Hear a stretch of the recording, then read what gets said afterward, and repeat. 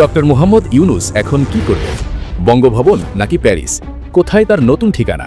তার কাঁধে যে গুরুদায়িত্ব ছিল তা তিনি নামিয়ে ফেলছেন। নতুন নির্বাচিত সরকারের কাছে ক্ষমতা হস্তান্তর করেছেন তিনি। এই যে 1.5টা বছর তিনি দেশ চালালেন, নানা চড়াই উতরাই পার করলেন, তারপর এখন তার দৈনন্দিন রুটিনটা কেমন হবে? একজন বিশ্ববরেণ্য মানুষ যার কাজের ক্ষেত্র পুরো পৃথিবী জুড়ে, তিনি কি এখন অবসরে যাবেন নাকি নতুন কোনো কাজে নামবেন? বাতাসের বেগে ছড়িয়ে পড়ছে নানা কথা। কেউ বলছে তিনি হয়তো দেশেই তার স্বপ্নের প্রজেক্টগুলো নিয়ে কাজ শুরু করবেন, আবার কেউ কেউ বলছেন তিনি দেশ ছাড়বেন। গন্তব্য নাকি ফ্রান্সের প্যারিস। দুদিন আগে তো এমনও শোনা গেল যে তিনি নাকি দেশের পরবর্তী রাষ্ট্রপতি হতে পারেন। কোনটা সত্য আর কোনটা শুধুই গুজব, সেটা আলাদা করা মুশকিল হয়ে দাঁড়িয়েছে। তবে ডক্টর ইউনুসের অতীত আর বর্তমানের হিসেব মেলালে কিছু ইঙ্গিত কিন্তু পাওয়া যায়। প্রথমে আসা যাক রাষ্ট্রপতি হওয়ার গুঞ্জন নিয়ে। নির্বাচনের পর বিএনপি সরকার গঠন করার আগে তারেক রহমানের সাথে ডক্টর ইউনুসের সম্পর্ক নিয়ে নানা বিশ্লেষণ হয়েছে।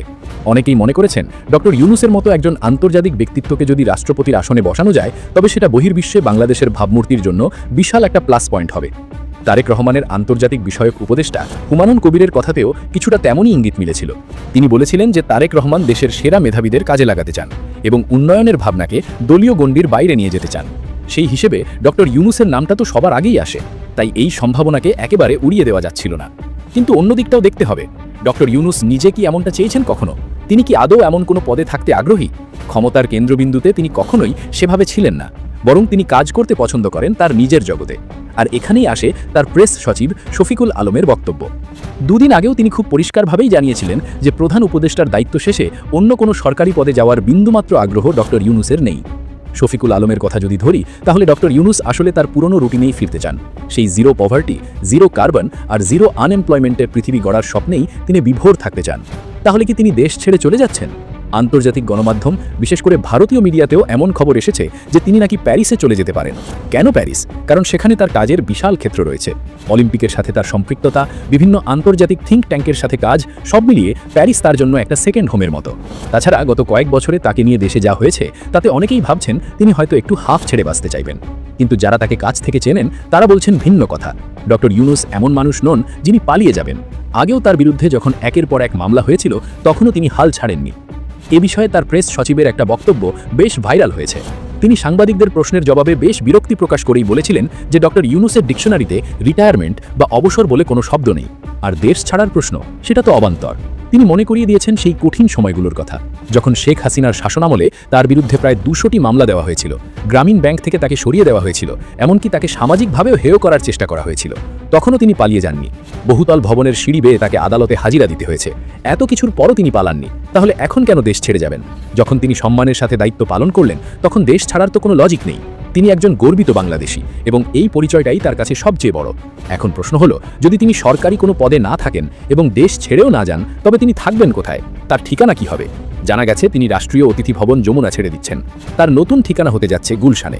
গণপূর্ত বিভাগ নাকি ইতিমধ্যেই গুলশানে তার নিজস্ব বাসভবন মেরামতের কাজ শুরু করে দিয়েছে। অর্থাৎ তিনি আপাতত ঢাকাতেই থাকছেন। তিনি হয়তো তার নিজের বাড়িতে ফিরবেন এবং সেখান থেকেই তার কার্যক্রম পরিচালনা করবেন। তবে হ্যাঁ, কাজের প্রয়োজনে বিদেশ ভ্রমণ তো তার জীবনেরই অংশ। তিনি হয়তো মাঝে মাঝে প্যারিস যাবেন, নিউ ইয়র্ক যাবেন, বিভিন্ন আন্তর্জাতিক সেমিনারে বক্তব্য রাখবেন, কিন্তু দিন শেষে তার বেস ক্যাম্প হবে এই বাংলাদেশই। এখন প্রশ্ন হলো, তিনি আসলে করবেনটা কি? তার কাজের পরিধি তো বিশাল। ক্ষুদ্র ঋণ দিয়ে তিনি বিশ্ব জয় করেছেন। এখন তার মাথায় ঘুরছে সামাজিক ব্যবসা মডেল। তিনি চান তরুণদের উদ্যোক্তা হিসেবে গড়ে তুলতে। তিনি বিশ্বাস করেন মানুষ চাকরির জন্য জন্মায়নি, মানুষ নিজেই কর্মসংস্থান তৈরি করতে পারে। নতুন সরকারের আমলে যদি রাজনৈতিক স্থিতিশীলতা থাকে এবং নীতিগত সহায়তা পাওয়া যায়, তবে ডক্টর ইউনুসের এই সামাজিক ব্যবসা মডেলটাকে আরও বড় পরিসরে ছড়িয়ে দিতে চাইবেন। তিনি হয়তো গ্রাম বাংলার নারীদের অর্থনৈতিক ক্ষমতায়ন নিয়ে নতুন কোনো প্রজেক্ট শুরু করবেন, কিংবা জলবায়ু পরিবর্তন নিয়ে তার যে ভাবনা, সেটা বাস্তবায়নে মাঠে নামবেন।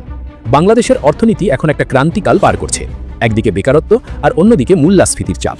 এই সময়ে ডক্টর ইউনুসের মডেল যদি কাজে লাগানো যায়, তবে সেটা দেশের জন্য সুবিধা নিয়ে আসতে পারে। 2006 সালে নোবেল শান্তি পুরস্কার পাওয়ার পর থেকে ডক্টর ইউনুসের কাজের পরিধি আরও বহুগুণ বেড়েছে। তিনি তরুণ উদ্যোক্তা তৈরি, নারী ক্ষমতায়ন এবং সামাজিক ব্যবসা নিয়ে বিশ্বজুড়ে কাজ করছেন। ইউরোপ, আমেরিকা, এশিয়া সব জায়গাতেই তার কাজের বলয় রয়েছে। বিভিন্ন আন্তর্জাতিক ইউনিভার্সিটি, থিঙ্ক ট্যাঙ্ক এবং গ্লোবাল ফোরামে তিনি নিয়মিত বক্তব্য দেন, পরামর্শ দেন। এখন হয়তো তিনি তার এই গ্লোবাল নেটওয়ার্ক নিয়েই আবার ব্যস্ত হয়ে পড়বেন। তার জীবনের এখন সবচেয়ে বড় মিশন হচ্ছে 3-0 বা শূন্যের তত্ত্ব বাস্তবায়ন করা। এই 3টি শূন্য হলো শূন্য দারিদ্র্য, শূন্য বেকারত্ব এবং শূন্য কার্বন নিঃসরণ। তিনি বিশ্বাস করেন বর্তমান পৃথিবীতে সম্পদ যেভাবে গুটি কয়েক মানুষের হাতে কুক্ষিগত হয়ে যাচ্ছে সেটা একটা বড় সংকট। এই সংকট থেকে বের হয়ে আসতে হলে সামাজিক ব্যবসার কোনো বিকল্প নেই। তিনি এই মডেলটি সারা বিশ্বে ছড়িয়ে দিতে চান।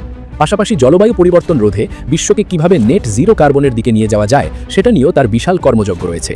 পৃথিবীকে বাঁচাতে হলে এই কাজগুলো করা জরুরি, আর ঠিক এই জায়গাটাতেই তিনি নিজের সর্বোচ্চ সময় দিতে চান। তাছাড়া প্রযুক্তির এই যুগে কাজ করার জন্য সশরীরে সব জায়গায় উপস্থিত থাকার দরকার পড়ে না।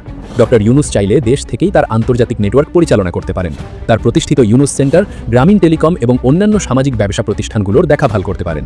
তার কাজের ধরনটাই এমন যে তিনি কোনো নির্দিষ্ট গণ্ডিতে নিজেকে আটকে রাখেন না।